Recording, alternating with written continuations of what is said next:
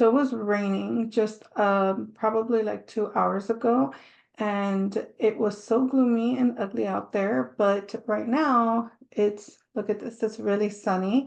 So it feels really nice. I'm in Texas, in case you don't know, so it is getting pretty warm out here, but it feels nice. It was feeling really gloomy. It was raining for the last couple of days. So thank you so much for stopping by. What I wanted to do is go a little bit in depth into the terminology that we hear with S-Corp elections. With accounting in general, like I realized that there's so much terminology out there and a bunch of jargon, really, accounting jargon. And it is sometimes hard to fully understand or have a good insight on what these accounting terms are.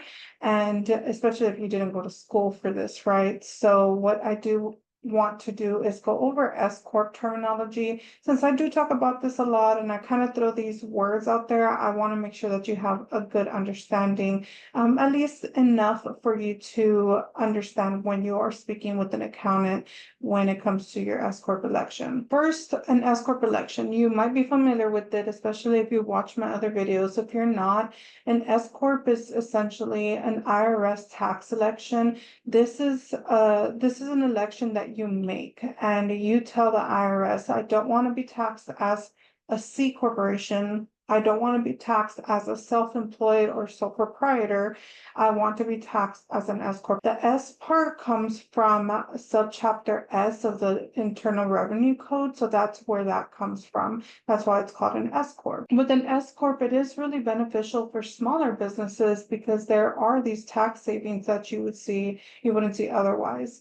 So what happens is that when you have a business, you have your profits of your business, right? This is going to be all the income that you have and all your tax deductions. What is left over, that's going to be your profit. It's not subject to corporate tax rates, and it's not subject to Social Security or Medicare.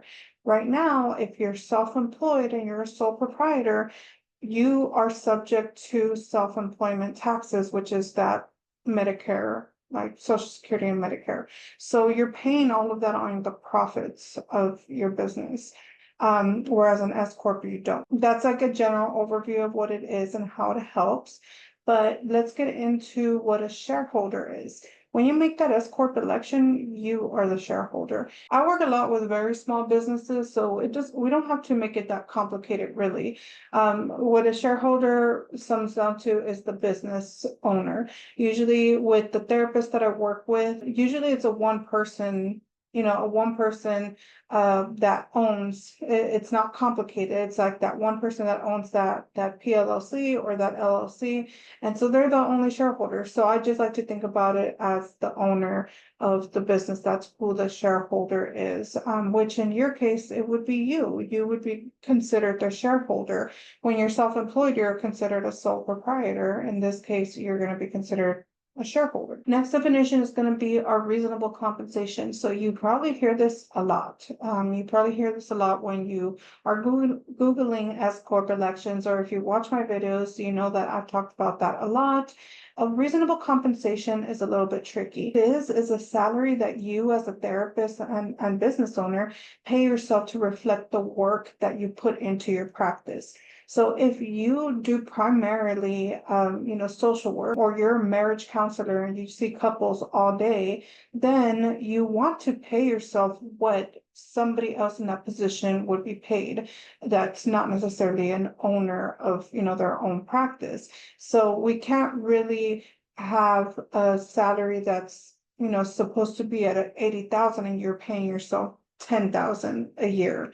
So that's something that you want to make sure that you get right, because the IRS closely scrutinizes compensation for S corps.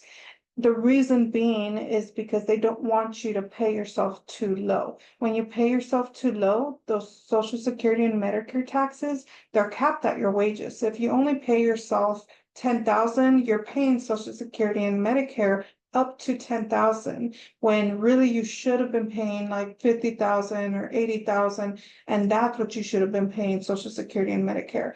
So if the IRS were to say, hey, you've only been paying yourself 10,000 a year, but you should have been at 80,000, then the IRS will reclassify any income that you withdrew at tax-free. So you would have to pay back taxes on that. So that's really important. It's a key thing to get right, is your reasonable compensation, and have some backup, have something backing up what you're doing and or why you selected the wages that you did. What happens if you want to pay yourself more, right? I get this a lot.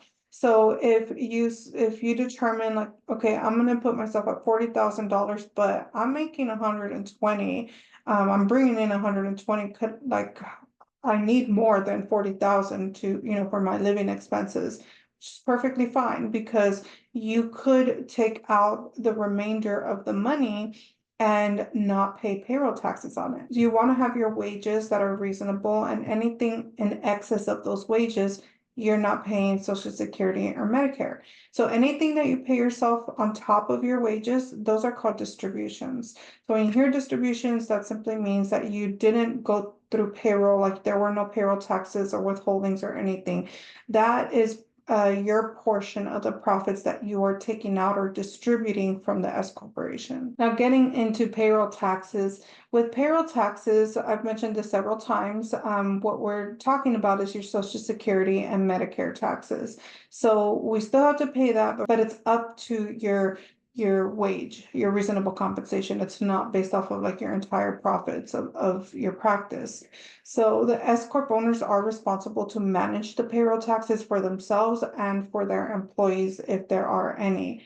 It's really important to either A, know what you're doing, B, hire someone, or just use something like Gusto for payroll, because they take care of everything for you and they do the withholdings. They submit the money monthly or quarterly to the IRS at the end of the year. There's a lot, guys. There's a lot that goes with payroll taxes. So if there's one thing, I don't want you guys messing with payroll taxes. It's totally worth just outsourcing that completely. Great. Those are some of the terms that I think are really helpful in understanding what they mean and just help you navigate your S-Corp journey. Making an S-Corp election is a commitment and it is very different. So it's just really important for you to have a good understanding of what all of these terms mean, at least enough to be able to ask questions and to get a general idea of what your accountant is talking about whenever you meet with them or whenever they make recommendations to you. Thanks for sticking along for this video. Hopefully I was able to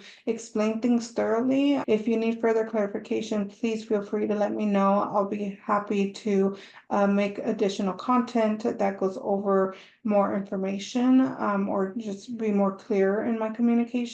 Please don't forget to like, comment, and subscribe, and leave me any questions that you have down below. So I have content to make for you guys. I need some ideas. Alrighty, thanks guys. I'll talk to you next time.